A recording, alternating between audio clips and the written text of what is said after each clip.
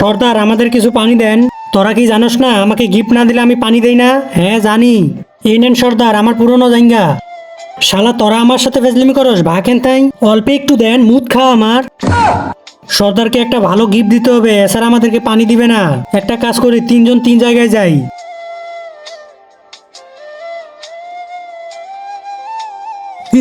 হাহা, হুকুম করো আমার আকাম। আমার অনেক পানি চাই, আমাকে পানি দাও। আমি তোমাকে একটা জাদুর মটকা দিতাছি, এটা ভাঙলে তুমি দেখবে সমুদ্রের মতন পানি পাবা।